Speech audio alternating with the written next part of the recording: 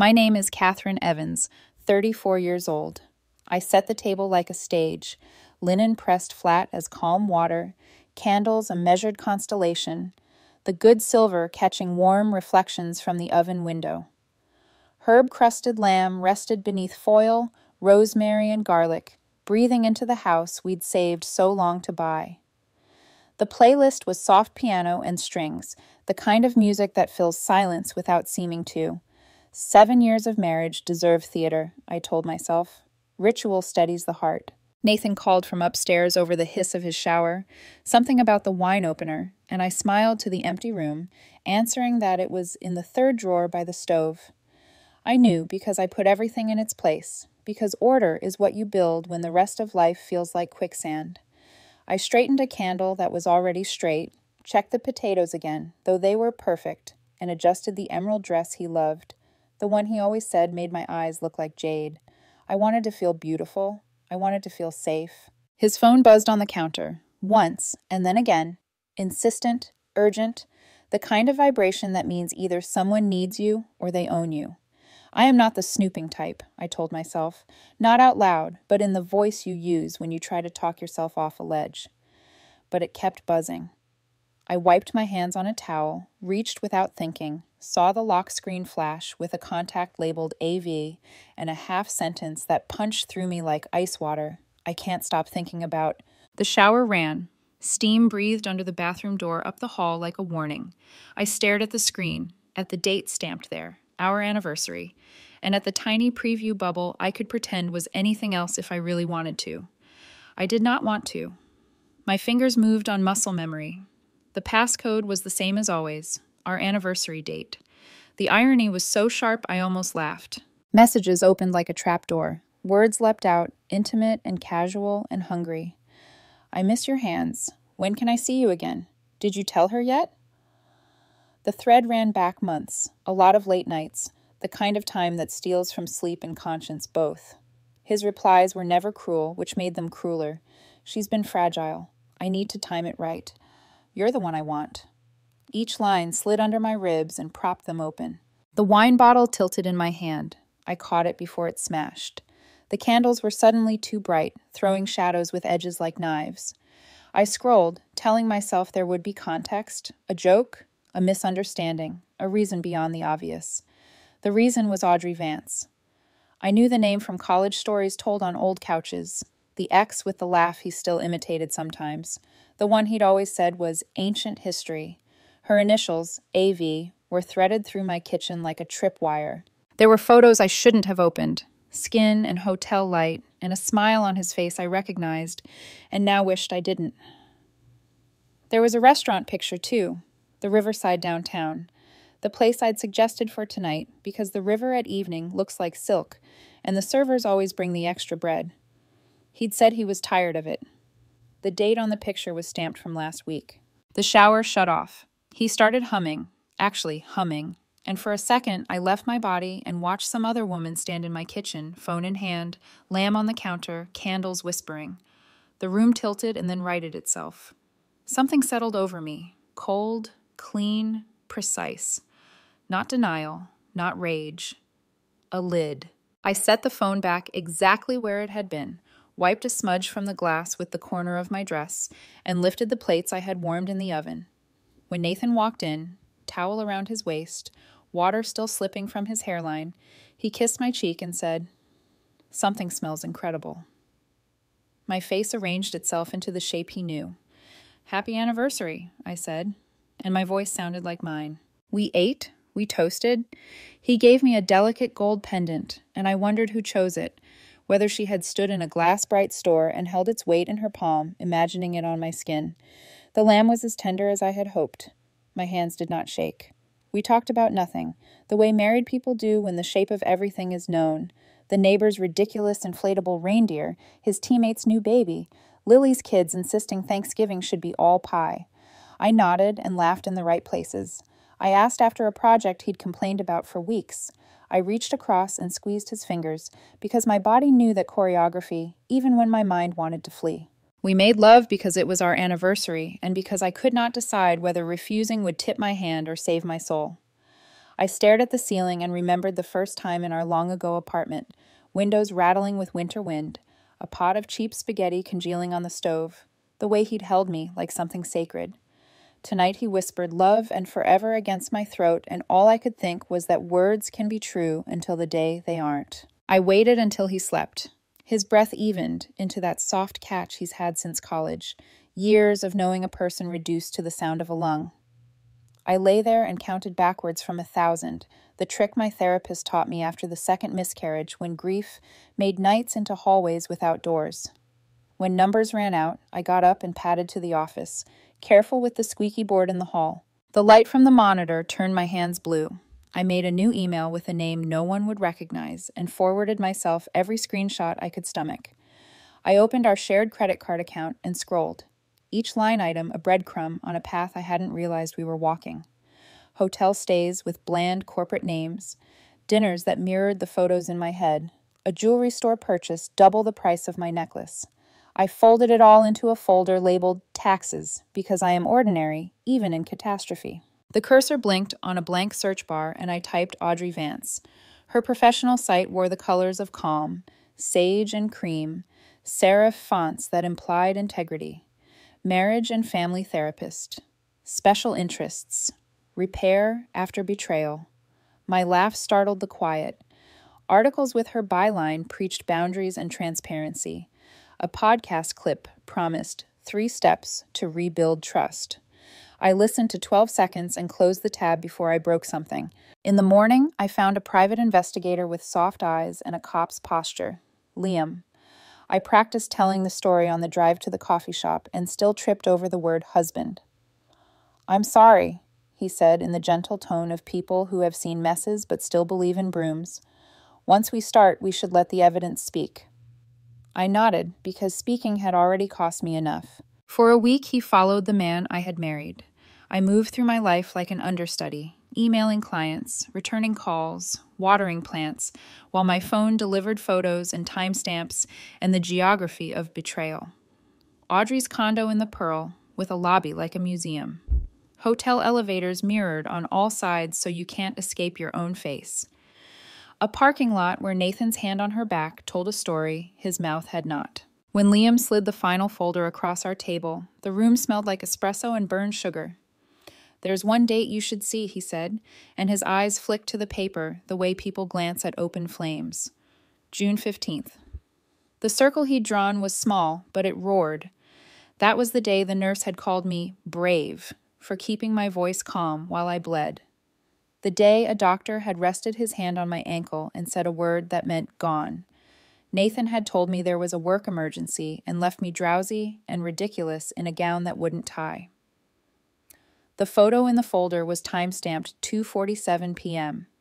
My husband and his ex checking into a Marriott with carpet patterned like a headache. The world narrowed to the clink of a spoon in a mug 2 tables over.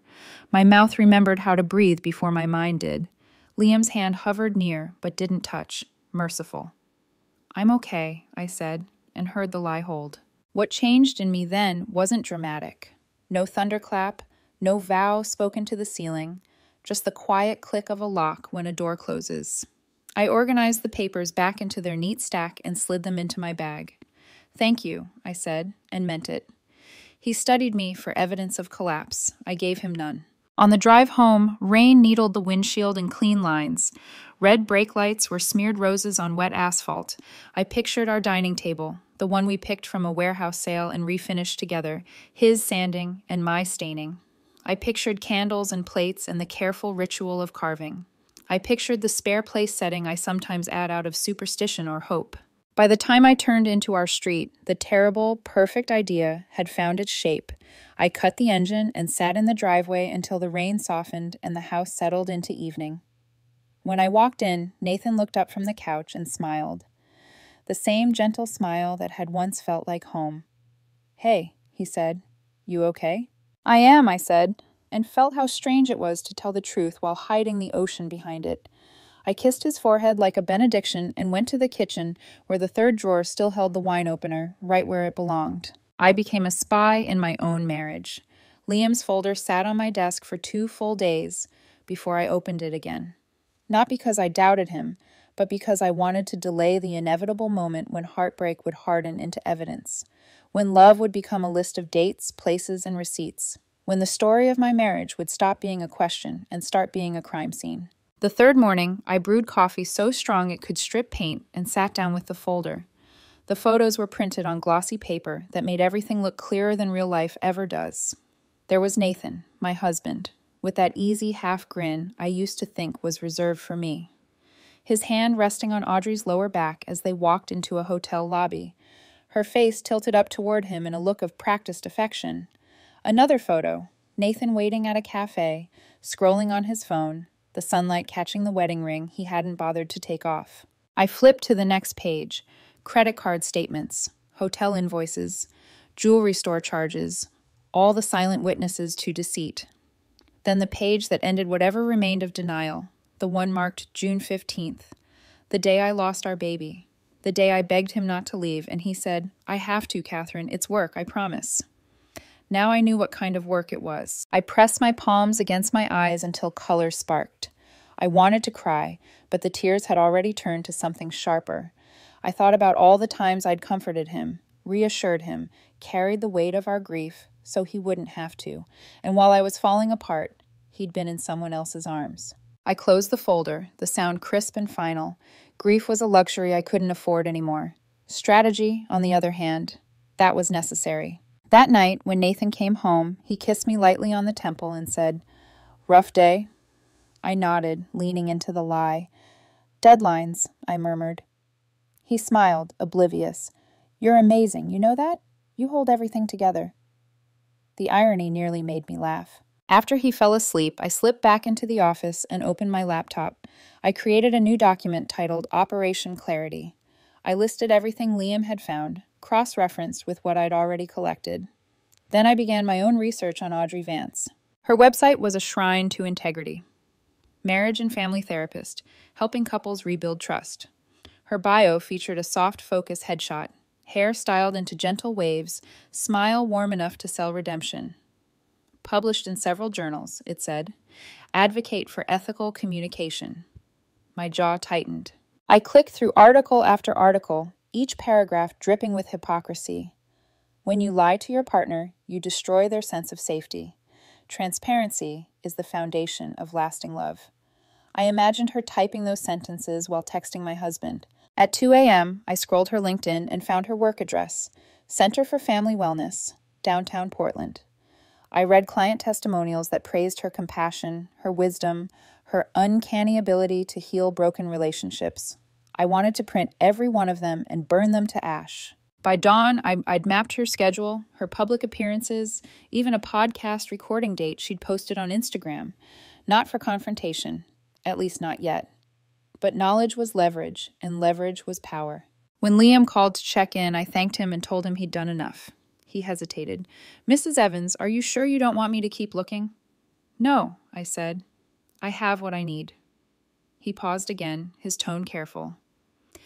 "I've seen people handle this in a lot of ways. Some self-destruct, some seek revenge and regret it later. Just take care of yourself." "I will," I said, and hung up. But I didn't take care of myself. I took control. Over the next few weeks, I became fluent in deceit. I mirrored Nathan's lies so perfectly, he never noticed the difference. I pretended to work late while I was really cross-referencing his text timestamps with the places Liam had photographed him. I memorized his tone, his timing, the rhythm of his small talk. Every time he touched my arm, I imagined the same gesture mirrored in another room. Every "I love you" became a data point. I started tracking his digital footprint too. It was surprisingly easy. Nathan was brilliant with software, but careless with security. He reused passwords, left his laptop open, synced his phone to our shared cloud. Within a week, I'd mirrored his messages onto a secondary device. The first text I intercepted came on a Thursday night while we were watching a documentary about polar bears. "Audrey, thinking of you. Wish you were here." Nathan, "Soon. I just need to make sure she's ready." That was me, the fragile wife. The obstacle. I watched the rest of the documentary without blinking. The next morning, Nathan kissed my forehead before leaving for work, and I wondered if he realized how much like goodbye it felt. One night, while cataloging more screenshots, I stumbled across something that froze me. A photo of Audrey's left hand, an engagement ring. The caption read, "He finally asked. Can't wait to spend forever with my best friend." I frowned. Nathan couldn't have proposed to her. He was still married to me. Then I noticed the name tagged in a hidden comment thread, Dr. Trevor Hastings. I Googled him. Pediatric surgeon, recently relocated from Boston. Handsome in the sterile, careful way of people who've seen too much blood. Audrey's new fiancé. Except she was still seeing my husband. For the first time in weeks, I laughed. A short, startled sound that didn't feel entirely sane. She was cheating on her fiancé with my husband. My husband was cheating on me with a therapist who counseled other people about honesty. The geometry of betrayal was suddenly exquisite. But the laughter faded as quickly as it came, because beneath it lay something colder, clarity. They weren't just betraying me. They were betraying each other, and that meant I wasn't powerless anymore. That night, while Nathan showered, I drafted a message from an anonymous email account. Subject: You deserve the truth about Audrey Vance. Body: You don't know me, but I know her. Ask Audrey who Nathan Evans is. Ask her why she was at the Riverside Hotel on October 8th. I can prove everything. If you want evidence, reply to this email. I hovered over the send button for almost a minute. Once I clicked it, there would be no going back. But then I pictured June 15th again, me in a hospital bed, him in a hotel, and I pressed send. The email whooshed into the void, carrying a piece of my sanity with it. 3 hours later, a reply arrived. Who is this? What proof do you have? My fingers trembled, not from fear, but from adrenaline. I attached selected screenshots, hotel receipts, time-stamped texts. Nothing explicit, just enough to make denial impossible. Then I added one final line. You seem like a good man, Dr. Hastings. You deserve better than lies. I sent it and closed the laptop. The kitchen clock ticked louder than usual. Upstairs, Nathan called down, "Everything okay?" "Perfect," I said. And it was. Terribly, perfectly so. The next morning, his phone buzzed on the counter again. This time, I didn't need to look. I already knew the rhythm of the betrayal. I poured my coffee, tasted bitterness, and realized I'd stopped flinching. By evening, Trevor wrote again. I confronted her. She said you're crazy, that you're obsessed with her. But the photos? I don't know what to believe. Who are you really? I stared at the screen. He deserved an answer. I'm Nathan Evans's wife. Check the marriage records. We're still together. Audrey is sleeping with my husband, and she's planning to spend Christmas with us. The cursor blinked. I added one last paragraph. You and I are victims of the same two people, but we don't have to stay that way. If you want to help me end this, reply yes. I hit send and waited. Hours passed. The house was silent except for the hum of the refrigerator and the ticking of the clock. Then, just after midnight, a new message appeared. I'm in. I leaned back in my chair, heart pounding. For the first time in months, I smiled. It wasn't the kind of smile that came from joy. It was the kind that comes when a storm finally knows its target. The rules had changed. The players were set. And Christmas was coming. When Nathan came home that Friday night with Chinese takeout and the faint smell of rain on his coat, I already knew what he was going to say. His nervous energy gave him away before his mouth did. The quick glances toward me, the half smile that didn't reach his eyes, the way his hands shook when he set the cartons on the counter. Babe, he began, stabbing at his lo mein with the same fork he always refused to use properly. I wanted to talk to you about something different, about Christmas. I looked up from my glass of water and pretended to think. What about it? Well, he said, swallowing hard. You know how it's always just been us. Maybe your sister sometimes, but I thought maybe we could be more inclusive this year. I set my glass down carefully. Inclusive, I repeated, tasting the word like poison. Yeah, he said, forcing a smile. Open our home to people who might be alone for the holidays. Like an old friend, maybe. There it was. The lie so thin I could see the outline of truth beneath it. An old friend? I asked. He nodded too quickly. Audrey. Remember her? From college? She's going through a hard time. Her family's out east. She can't travel. It would mean a lot if we could make her feel welcome. I wanted to laugh, to ask him if he'd rehearsed this in the car mirror. Instead, I tilted my head and gave him a gentle smile. Of course, Vance, I said. It's Christmas. We should be generous. His shoulders dropped with relief. You mean it? I do. I reached across the table and squeezed his hand. Invite her. I'll make something special. He grinned, leaning forward to kiss me. You're amazing. You know that? I try, I said softly and smiled back, because if I didn't, he might notice the tremor in my jaw. When he went upstairs to shower, I poured his wine down the sink, poured myself another glass, and sat in the dark until the smell of sesame oil and betrayal filled the air. That night, after the house went quiet, I opened my laptop and began drafting a plan. Not an emotional plan, a logistical one. I was done reacting. This would be performance. Precision. At the top of the page, I typed 3 words. The Christmas dinner. Beneath it, bullet points. Date, December 25th. Guest list, Nathan, myself, Audrey, Lily plus family. Hidden guest, Trevor Hastings. Objective, public exposure, total truth. Then I outlined the sequence. Arrival, toasts, revelation, fallout. The kind of structure any good designer would build before sketching the final concept. For every action Nathan had taken in deceit, I would craft one in precision. Over the next few days, I began piecing together the other half of the plan. Trevor. He'd replied to my last email with questions. Careful, methodical, exactly the kind of man who didn't rush into revenge without understanding it. What are you planning? He'd asked. Something honest, I replied, and something they'll never forget. We traded messages for a week. I learned that Trevor had proposed to Audrey in August at Mount Hood, that he'd given her the ring she'd flaunted on social media. He told me he'd been saving for months, thinking she was the love of his life. I was an idiot, he wrote one night. She said she had to work late all the time. I used to send her takeout orders to the clinic so she wouldn't skip dinner. She probably shared them with your husband. I didn't know how to answer that. Finally, I typed, "Don't blame yourself. Manipulators make sure good people feel stupid. That's their power." He responded, "So what now?" I stared at the blinking cursor for a long time before writing. Now, we give them exactly what they asked for, a perfect Christmas together. Meanwhile, Nathan was giddy. I'd never seen him so light, so careless. He started whistling again, little Christmas jingles under his breath. He texted Audrey constantly, thinking I didn't notice. He mentioned her in conversation like it was natural.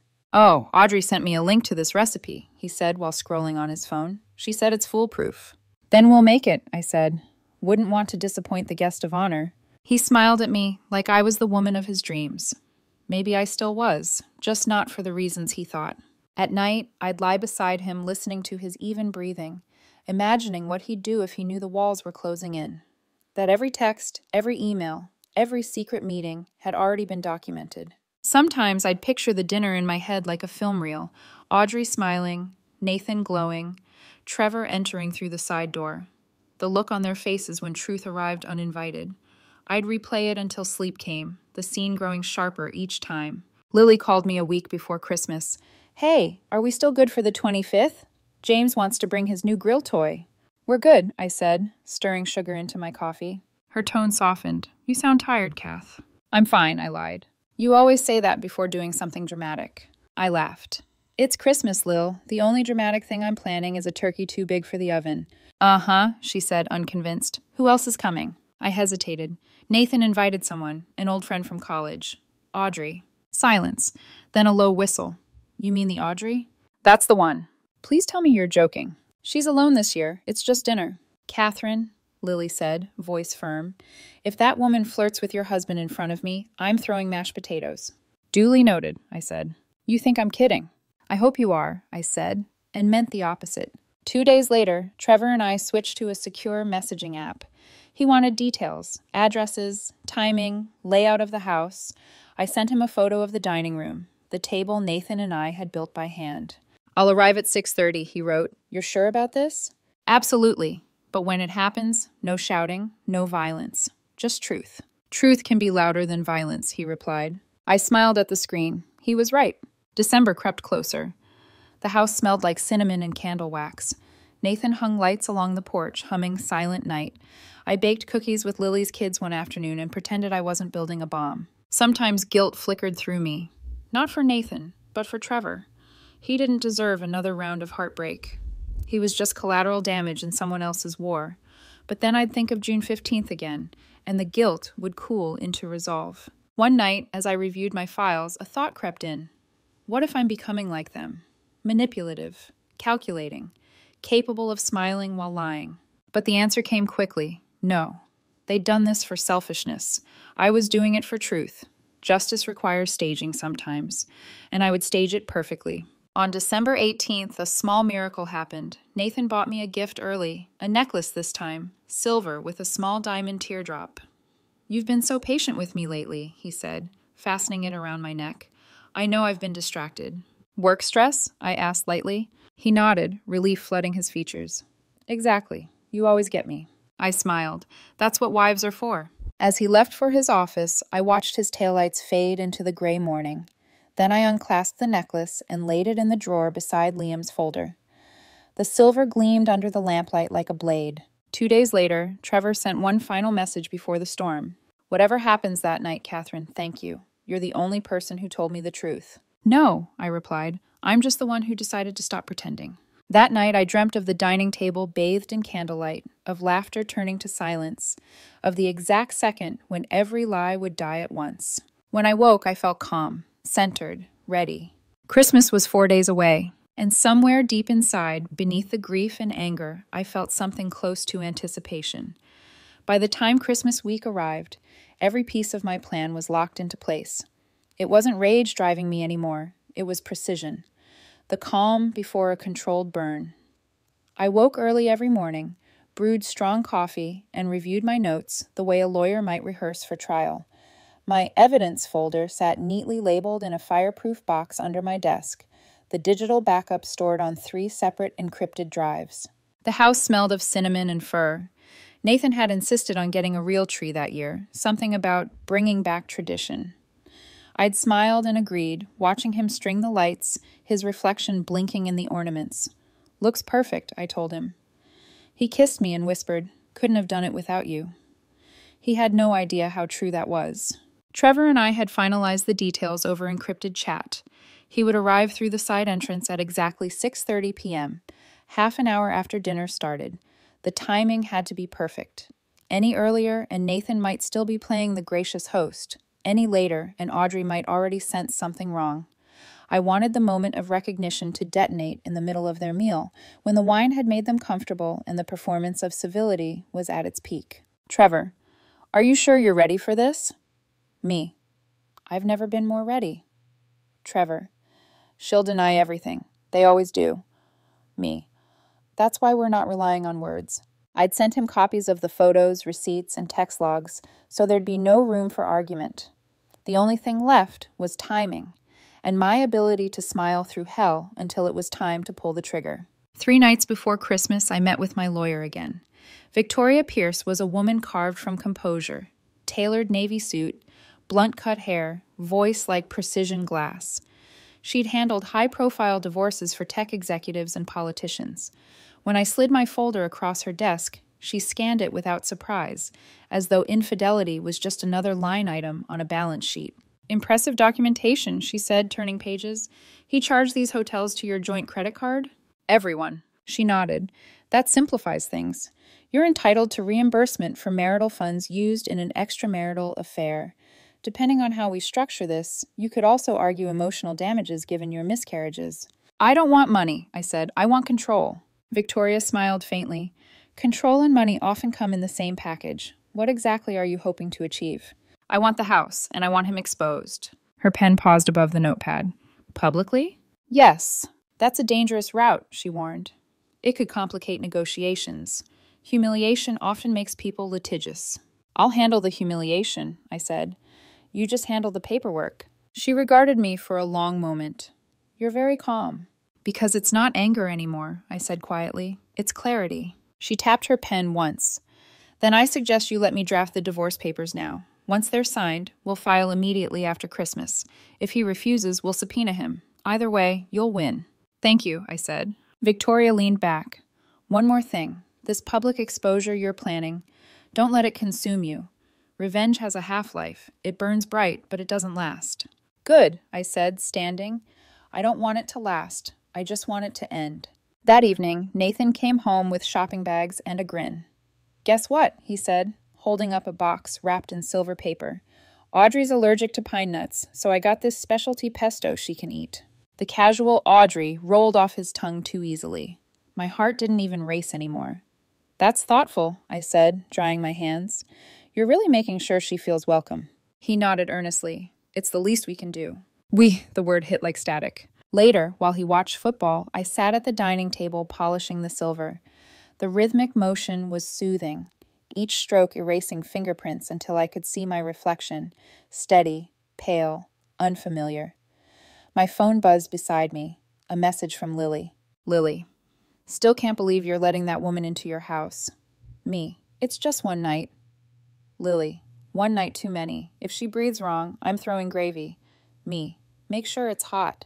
She sent 3 laughing emojis, but I could hear the worry beneath them. On December 22nd, I went grocery shopping early to avoid crowds. As I loaded the cart, turkey, ham, cranberries, 2 bottles of wine I'd never drink, I realized how absurdly normal it all looked.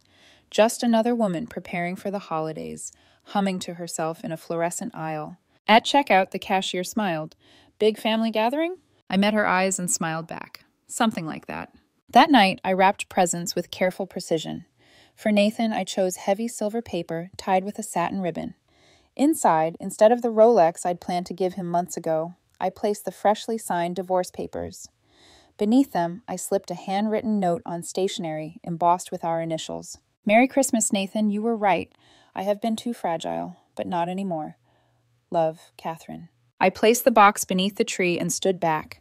The twinkling lights reflected off the paper, making it almost beautiful. The next day, Lily called again. I'm bringing pie. Kids are excited, but I swear, if your husband acts weird, I'm dragging you out and feeding him to the reindeer display on Maple Avenue. I laughed. Duly noted. Are you sure you're okay? She asked softly. I'm fine, Lil. No, you're different, quieter. Maybe I'm just done talking. She sighed. You know I've got your back, right? I know, I said and meant it. More than anyone. Christmas Eve arrived cold and sharp. The air smelled like frost and wood smoke. Nathan strung the last of the outdoor lights while I basted the turkey. Every movement felt deliberate, ceremonial, the tightening of armor before battle. At dinner that night, with Lily and her family already staying over, Nathan was the picture of charm. He joked with James about football, let the kids decorate cookies, poured wine like a man without secrets. I watched him laugh with genuine warmth, and for a fleeting moment, grief flickered in me again. Not for him, but for the ghost of who I thought he was. After the kids went to bed, Lily turned to me. So, she said, sipping her wine, when does Audrey the ex arrive tomorrow? 5, I said, dinner at 6. She frowned. Bold move. Christmas is for forgiveness, right? I said lightly. Forgiveness doesn't mean stupidity. I'll remember that, I said, meeting her eyes. Later, after everyone went to sleep, I walked through the dark house alone. The tree glowed softly in the living room. Gifts stacked beneath it like waiting witnesses. The silver-wrapped box for Nathan gleamed brightest. I stopped by the window, looking out at the quiet street dusted with frost. Somewhere out there, Trevor was also waiting, carrying his own folder of evidence and heartbreak. 2 strangers bound by the same betrayal. I pressed my palm to the cold glass. The reflection staring back didn't look broken anymore, just ready. Tomorrow, the performance would begin. Tomorrow, the masks would drop. Tomorrow, everyone would see who they really were, and who I had become. Christmas morning dawned pale and quiet, the kind of stillness that makes the air feel expectant, like the world itself is holding its breath. The house was already warm from the oven, the smell of turkey mingling with cinnamon and cloves. I moved through the kitchen with mechanical precision, basting, chopping, stirring. Every motion a distraction from the countdown ticking in the back of my mind. Nathan patted in, wearing flannel pajamas, and kissed the top of my head. You've outdone yourself again, he said, peering into the oven. Smells like Christmas. It should, I said lightly. We're celebrating, remember? He grinned. The more the merrier. Audrey's bringing a special dessert, some Italian recipe she learned during her residency in Rome. Of course she was. I smiled and handed him a mug of coffee. That sounds lovely. The children, Lily's kids, Emma and Lucas, tumbled into the kitchen soon after, half awake and giddy. Their laughter cut through the tension like sunlight through storm clouds. Lily followed behind them, hair messy, robe loosely tied, giving me that older sister look that meant we'll talk later. I focused on the food, on the details I could control. Table linens pressed, silver polished, candles centered. There was something calming in the symmetry of it all, everything in its place. By mid-morning, the living room was a riot of wrapping paper and squeals. Nathan handed me a small box, wrapped perfectly in gold foil. "Open it," he urged. I peeled back the paper, revealing a delicate pair of diamond earrings. Beautiful, expensive, and utterly meaningless. "They're perfect," I said, kissing his cheek. He smiled, basking in his own thoughtfulness. "You're wearing them tonight, right? I want you to look as amazing as you are." I reached for the silver-wrapped box beneath the tree. His gift. "You can open this one later," I said. "It's personal." He winked, assuming intimacy, where there was only irony. "Can't wait." Lunch was casual, the calm before the storm. Lily and I stood side by side at the counter, prepping stuffing. "So," she said quietly, slicing celery, "what time is she coming?" "5. And Trevor's arriving when?" I looked up sharply. "Trevor?" She smirked. "You think I don't know that tone in your voice? You've been scheming, Kath. I can smell it."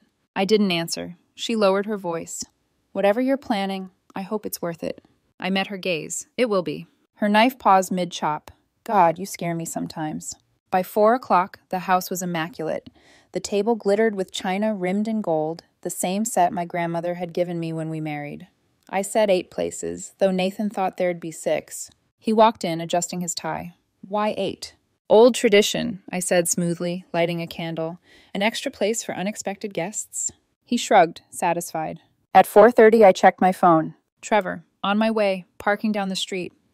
Me, "Wait for my signal. 6:30 sharp." Trevor, "Understood." My pulse steadied. Everything was ready. At exactly 5 the doorbell rang. Nathan practically leapt from the sofa, straightening his shirt. "That'll be Audrey," he said with a smile that could have powered a small city. "Let me," I said. The door swung open. Audrey stood there, framed in golden light, tall and graceful, a bottle of wine in one hand and a bouquet of lilies in the other. Her sweater was cream, her jeans perfectly fitted. She smelled like something expensive, amber and confidence. "Hi," she said, smiling brightly. "You must be Catherine. Thank you so much for having me." "Of course," I said, stepping aside. "Come in. We're so glad you could join us." She entered, her heels clicking on the hardwood, her gaze sweeping over the house like she was cataloging it. Nathan appeared in the hallway. Their eyes met for a fraction of a second. Too long, too charged. My smile didn't waver. "Glad you made it," he said, moving to hug her. The embrace was quick, but intimate enough to twist something in my stomach. Audrey handed him the flowers. "I brought these for you both, and dessert." "How thoughtful," I said. "Come meet everyone." I led her into the living room, where Lily and James were setting out appetizers. "Everyone, this is Audrey Vance," I said smoothly. "Nathan's old friend from college." Lily rose slowly, offering her hand. "Old friend, how nice." Her smile was razor thin. Audrey's own faltered for half a second before she recovered. "So good to meet you. Your children are adorable." Emma and Lucas peeked from behind the couch, wide-eyed. "Hi," Emma said shyly. "Hi, sweetheart," Audrey replied with a wave. Lily's gaze didn't leave her. "Well, let's eat, shall we?" Dinner was a symphony of tension disguised as civility. The turkey was perfect. The wine flowed freely, and every laugh felt half a beat too late. Nathan, sitting beside Audrey, performed his role flawlessly, charming, composed, blissfully unaware that the stage was about to collapse. "So, Audrey," Lily said, cutting her food with deliberate slowness. "Nathan tells us you're a therapist." "I am," Audrey said, smiling. "Marriage and family counseling, mostly." Lily's brow arched. "Oh, how relevant." Audrey chuckled softly, missing or ignoring the barb. "It's rewarding work. I help couples rebuild trust after difficult times." I set my fork down, meeting her eyes. "That must take real talent." "Patience mostly," she said, "and honesty." "Of course," I said. "Honesty is everything, isn't it?"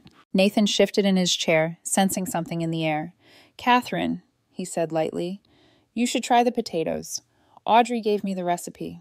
"Did she?" I smiled, lifting a forkful. "You have such similar tastes." Audrey's wineglass paused midair.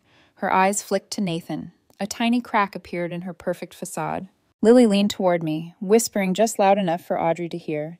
"If I were you, I'd need a stronger drink." I bit back a laugh. "Don't worry, dessert will be memorable." At 6:25, I excused myself to check on dessert. In the kitchen, I pulled out my phone and typed one word. Now. Then I returned to the table, heart steady, smile fixed. "Everything okay?" Nathan asked. "Perfect," I said, taking my seat. "Actually, I have a surprise for everyone." Audrey's fork froze halfway to her mouth. "A surprise?" "Yes," I said sweetly. Nathan wanted this Christmas to be more inclusive, remember? So I decided to invite someone else too. The side door creaked open. Footsteps. Lily's eyes widened. Nathan turned in confusion. Audrey went pale. Trevor Hastings stepped into the dining room, tall and composed, though his jaw was tight with fury. He looked straight at Audrey. "Hello, darling," he said quietly. Surprise. Audrey's face drained of color. "Trevor," she whispered. "What? What are you doing here?" "I was invited," he said, voice smooth but trembling, "by your lover's wife." The silence that followed was absolute. Nathan's chair scraped against the floor as he stood. What the hell is going on? I folded my hands. "Sit down, Nathan. We're just getting started." For a heartbeat, no one moved. The only sound was the faint crackle of the fireplace and the low hum of Christmas music still playing from the living room speaker. Audrey sat frozen, her wine glass trembling just enough for a single drop to spill onto the white tablecloth.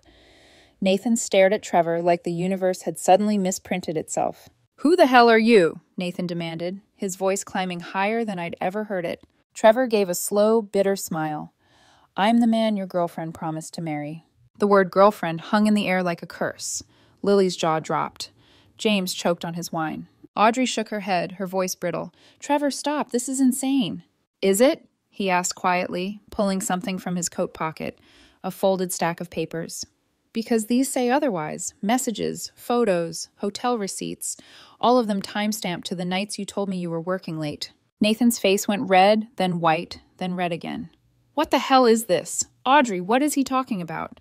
"I don't know," she said, eyes darting between him and me. "He's lying. I don't know who he—" "Oh, come now," I interrupted, my voice calm and deliberate. "You're both much better liars than that. Don't ruin your craft by pretending now." All eyes turned to me. Lily's expression was halfway between horror and awe. You knew?" Nathan stammered. "I've known since October 15th, I said softly. "Our anniversary, the night you came home smelling like her perfume." He blinked, stunned. "You went through my phone?" "I went through our phone," I corrected. "We share a data plan, remember? You might want to look into that before your next relationship." "Catherine?" "No," I said, my voice rising just slightly. "Don't say my name. You've already said it in enough lies." Audrey pushed back from the table, her chair legs scraping against the hardwood. "This is absurd. I'm leaving." Trevor stepped in front of her. "Not yet." She glared at him, her composure cracking. "You're humiliating yourself." He laughed, a short, humorless sound. "Oh, I've already been humiliated. The woman I was going to marry was sleeping with another man, this man," he turned to Nathan. "And the best part? You thought you were the only one cheating. Turns out she was playing both of us." Nathan looked like someone had pulled the floor out from under him. "Both of us?" "Check her hand," I said, nodding toward Audrey's left hand. "She didn't even take off the engagement ring for dinner." Lily gasped. Audrey instinctively hid her hand under the table, but it was too late. The diamond caught the candlelight, glinting like guilt itself. Nathan staggered backward a step. You're engaged?" Audrey opened her mouth, closed it again, and then hissed, "It's not what it looks like." "Oh, it never is," I said evenly. Though, to be fair, it looks exactly like betrayal. Nathan turned to me, wild-eyed. "You set this up." "Of course I did," I said. "I wanted the truth on display. I wanted witnesses." "Witnesses?" he echoed, almost laughing. "What is this? Some kind of intervention?" I suggested. "Call it that if it helps." "Catherine," Lily whispered, her hand on my arm. "Are you sure?" "Yes," I said, my voice cold and steady. "I'm sure." Trevor placed the printed messages on the table, spreading them out like playing cards. "Here's your Christmas miracle," he said. "Proof." Nathan snatched one up, scanning the text. His expression shifted from disbelief to recognition to horror. The words were his own. "Jesus Christ," he muttered. "Careful," I said quietly. "You're in his house." Audrey sank back into her chair, the air hissing from her lungs. "Catherine, listen to me." "No," I said, standing. "You listen. June 15th. Her head snapped up. Nathan froze. "Do you remember that date?" I asked. "Because I do. It's the day I was in the hospital, hemorrhaging, terrified I was going to die. And Nathan, my husband, left me there because of a work emergency." I picked up a photo from the pile and held it out for everyone to see. "Here's the emergency. The two of you checking into a Marriott at 2:47 p.m. The room erupted in whispers. Lily's gasp, James's curse, even Trevor's sharp intake of breath. Nathan reached for the photo, his face crumpling. "Catherine, that's not—" Not what it looks like? I asked, voice shaking with fury I'd kept buried for months. You left me to bleed alone so you could sleep with her. I made a mistake, he said hoarsely. No, I said, stepping closer. You made a choice. For a long moment, silence reigned. Audrey's mascara had begun to streak, black lines tracing her cheekbones. Trevor stood like a statue, arms crossed. Lily sat rigid, her eyes shining with unshed tears. Finally, I reached beneath the tree and picked up the silver-wrapped box. Merry Christmas, I said, handing it to Nathan. Open it. His hand shook as he tore away the paper. The divorce papers fell out, fluttering across the table like snow. He stared down at them, mouth open. You can't be serious. Oh, I'm very serious, I said. You're being served. Consider it my holiday gift to both of us. Audrey rose to her feet again. You're insane, she spat. You're destroying everyone's lives. Correction, I said. You and Nathan destroyed them. I'm just making sure you both have front row seats to the aftermath. I reached for another envelope, this one with the seal of the Oregon Board of Licensed Professional Counselors. I held it up. This is a formal ethics complaint against you, Audrey. Documented affair with a married client, gross misconduct, abuse of professional trust. I've included the photos, messages, even notes from Nathan, where you encouraged him to manage my emotional fragility instead of telling me the truth. Her voice broke. You can't do that. They'll revoke my license. Good, I said softly. Then you can start over in a career that doesn't require ethics. Catherine, please. Stop saying my name. She pressed a trembling hand to her forehead. You don't understand. Oh, I understand perfectly, I said. You wanted him because he was broken, because you could fix him. That's what you do, isn't it? Find wounded people and make them worse so they'll never leave you. Audrey let out a small, strangled sound, grabbed her purse, and fled. The front door slammed a second later, echoing down the hallway. Trevor exhaled slowly. I suppose that's my cue. He turned to me, his expression softening. I'm sorry you went through this, but thank you for letting me see who she really is. Thank you for coming, I said. You didn't deserve what she did to you. He nodded once, then glared at Nathan. Neither did she. When Trevor left, silence filled the room again. Nathan looked at the divorce papers, then at me. I never meant to hurt you, he said, voice breaking. But you did, I whispered. You hurt me in every way that matters. He blinked, tears threatening. What do you want me to say? Nothing, I said. I just want you to leave. He hesitated. This is my house, too. I smiled coldly. Check the deed. My grandmother's down payment. It's in my name. You can take your clothes and your excuses, but nothing else. Lily stood abruptly. You hurt her. Get out. James rose too, silent but solid, a wall behind my sister's fury. Nathan gathered the papers, the reality finally settling into his face like weight. At the door, he turned back one last time. I did love you, Catherine, he said quietly. I met his gaze. Then maybe you should have acted like it. The door closed behind him. And then I finally broke. I sank into a chair, covering my face as the sobs tore through me, violent and unstoppable. Lily was there instantly, wrapping her arms around me, holding me together while I fell apart. I've got you, she whispered. I've got you, sis. The smell of cold turkey and spilled wine clung to the air. The gravy boat still sat in the center of the table, the diamond from Audrey's ring glinting where it had fallen. When the tears finally stopped, I looked at the wreckage around us, the half-eaten food, the toppled chairs, the silence. What a mess, I said softly. Yeah, Lily said, brushing hair from my face. But you did it. You ended it. Was it worth it? I whispered. All this? She squeezed my hand. You didn't destroy anything worth keeping, Kath. You just cleared the way for something better. I wanted to believe her. I really did. But all I could feel then was the hollow space where love used to live. The next morning, sunlight broke through the curtains like it had no idea what had happened here the night before. The house was too quiet. Even the air felt different. Emptier, lighter, almost brittle. I stood in the kitchen barefoot, staring at the wreckage of Christmas dinner, empty wine glasses, plates crusted with gravy, the tablecloth still stained from the single drop of Audrey's spilled wine. Lily appeared in the doorway, hair tangled, eyes red from the night before. You didn't sleep, did you? She asked gently. I don't think I can yet, I admitted. My voice sounded strange, like it belonged to someone else. She crossed the room, put a hand on my shoulder. You need to eat something. I'll pass. Catherine! I gave her a small, tired smile. Maybe later. Lily sighed, but didn't push. She poured herself coffee and leaned against the counter beside me. For a while, neither of us spoke. Finally, she said, "You know, I thought you'd explode when you found out, but what you did last night, that was terrifyingly composed."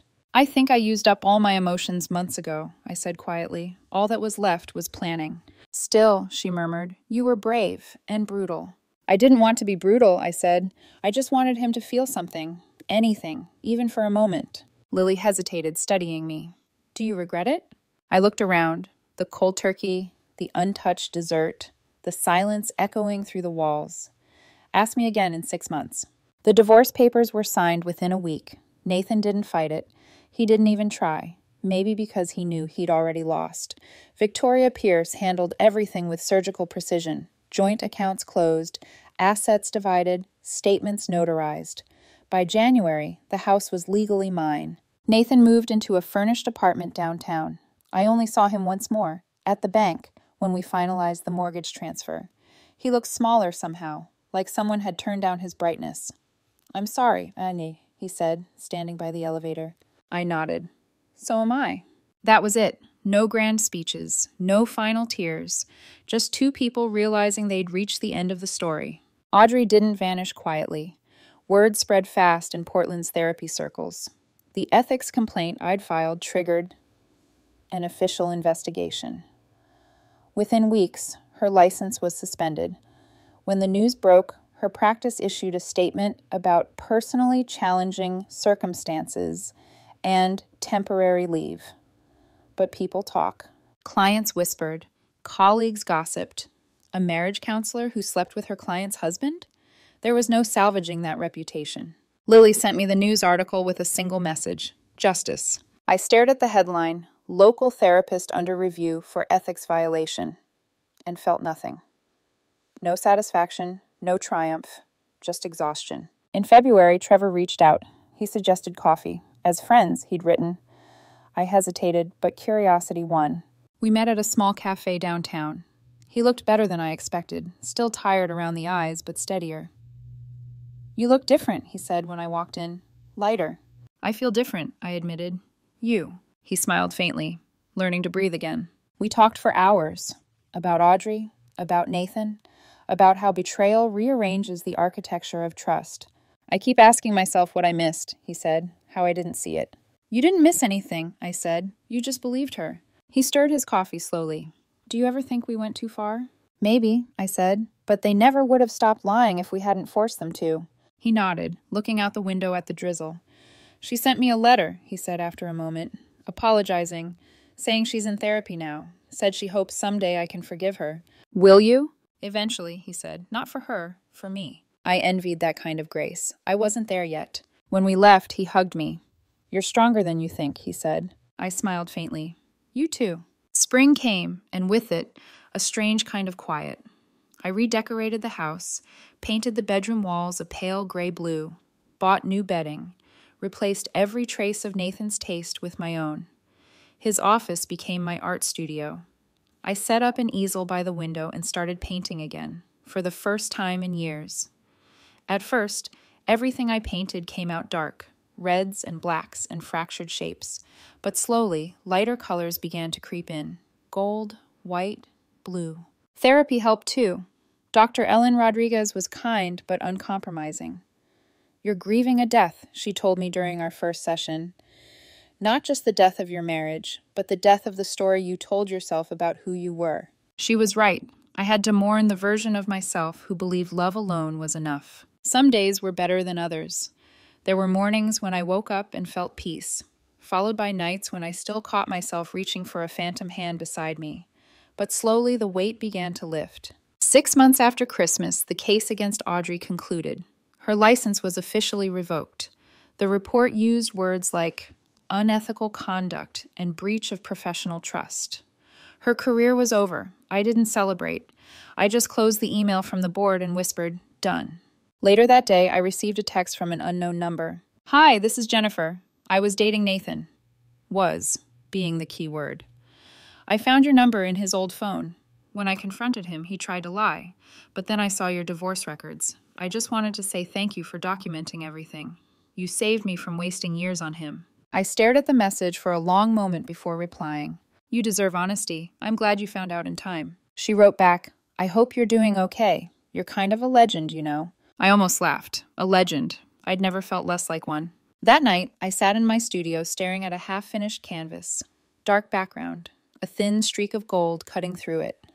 I dipped the brush into white paint and traced the gold line wider until it shimmered like sunlight breaking through a storm. Maybe healing wasn't erasing the past. Maybe it was learning to paint around the cracks. Lily stopped by the next day with the kids. Emma ran straight into my arms, smelling like sugar and crayons.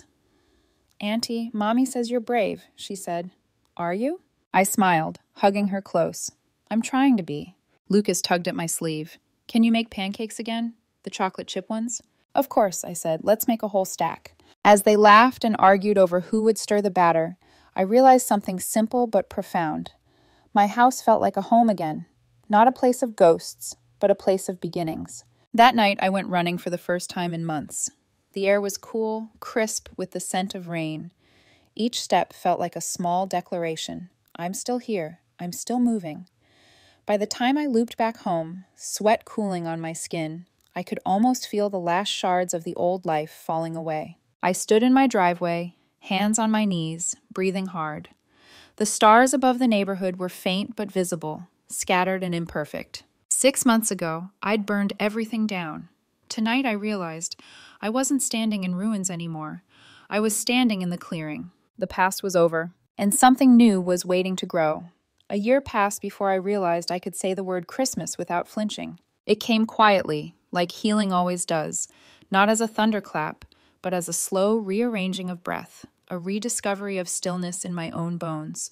The house no longer smelled like betrayal.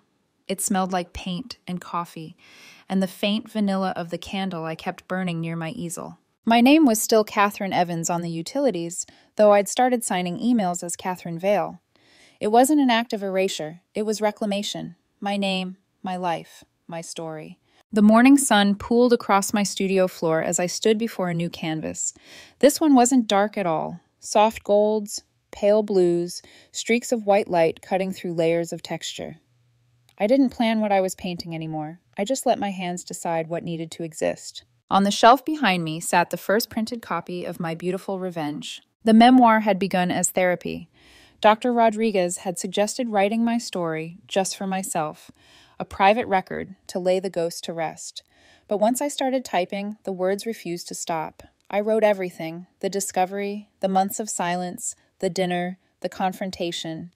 I wrote it all with brutal honesty, no embellishments, no edits to make anyone look better than they were. When I sent it to a small publishing contact Lily knew, I didn't expect anything. But 3 months later, an email arrived. This is extraordinary. Raw, cinematic, terrifyingly real. We want to publish it. The book launched in October. It exploded faster than I could comprehend. Book clubs, podcasts, morning shows. The headline everyone repeated was, Woman Turns Betrayal into Best-Selling Revenge Memoir. But that wasn't what I'd written. It wasn't about revenge. It was about survival. Messages poured in from women around the world. Thousands of them. Emails, letters, DMs. Some were furious, some grateful, some heartbroken. All of them knew what it felt like to have their reality fractured by deceit. One woman wrote, Because of your story, I finally left my husband. I thought I was crazy for feeling like something was wrong. You reminded me that trust isn't a luxury. It's the bare minimum. Another said, I read your book in one sitting. When you handed him those divorce papers under the Christmas tree, I screamed. You gave me courage I didn't know I had. For the first time in years, I felt purpose. Not vengeance. Purpose. Nathan tried to sue. His lawyer sent a cease and desist letter claiming defamation and emotional distress. Victoria Pierce laughed when I forwarded it to her. Everything you wrote is documented, she said, tapping the folder she'd kept since the case. Truth is an absolute defense. We never heard from them again. I did hear, however, from Audrey's former employer, the Center for Family Wellness. They'd dissolved 6 months after she lost her license. A quiet internal scandal, no doubt. The last I'd heard, she'd moved to Vermont and was working as a receptionist at a dental clinic. I imagined her answering phones beneath fluorescent lights, the hum of drills replacing the hum of her fake empathy. I didn't feel joy at the thought, just closure. Trevor called when the book came out. You could have made me look like a fool, he said, but you didn't. Thank you for that. You didn't deserve to, I said. He hesitated. It's strange, isn't it? How something that destroyed us ended up setting us free. It is, I agreed. He laughed softly. I met someone, by the way, a nurse at my hospital. Kind, honest, completely uninterested in fixing anyone. Good, I said. That's the best kind. You ever think about... He trailed off. I smiled, even though he couldn't see it through the phone. No, I'm not ready. Maybe not ever. But I'm happy for you. Lily threw a dinner the week My Beautiful Revenge hit the bestseller list. The kids made a cake that said Auntie's Famous in uneven icing letters. When they brought it out, everyone clapped. Even I laughed. James poured champagne. To Catherine, he said, raising his glass, for proving that sometimes the best revenge isn't revenge at all, it's living well. I raised mine too. To Truth, I said, even when it hurts. Especially when it hurts, Lily added. That winter, I bought a small cottage on the Oregon coast, a place where the world ends in waves and salt spray. I didn't buy it out of extravagance, but as a declaration. I had survived the fire, and now I wanted to live near water. The first morning there, I woke to the sound of gulls and the crash of surf. The air smelled of pine and seaweed and something new, possibility. I made coffee, stepped out onto the porch, and watched the horizon. For a long time, I just stood there, breathing. For years, I'd imagined happiness as something delicate, an unbroken glass orb I had to protect. But now I knew it wasn't fragile at all. Happiness could be forged from ruins. A month later, my phone buzzed. A new message, unknown number. Thank you for your book. I found texts on my husband's phone last night. I was going to pretend I didn't see them, but then I remembered your story. I'm confronting him tonight. Wish me luck. I read it 3 times, then typed back. You don't need luck. You need courage, and you already have that. When the little message-delivered checkmark appeared, I set the phone down and smiled faintly. This, I thought, is what healing looks like. Not forgiveness, not forgetting, but helping someone else walk through the fire without getting burned. That evening, I sat before a new canvas, a blank one. For the first time, I didn't know what I wanted to paint, and for the first time, that felt right. The past year had been a series of endings disguised as beginnings. Marriage, betrayal, exposure, silence, freedom. But now there was just stillness, the kind of stillness you earn. I dipped my brush into gold and dragged one bright line across the white surface. The color caught the light like dawn breaking. Somewhere in that quiet, I heard my own voice, steady and certain. No more beautiful lies, only beautiful, brutal, honest truth. I smiled. It was enough. It was more than enough.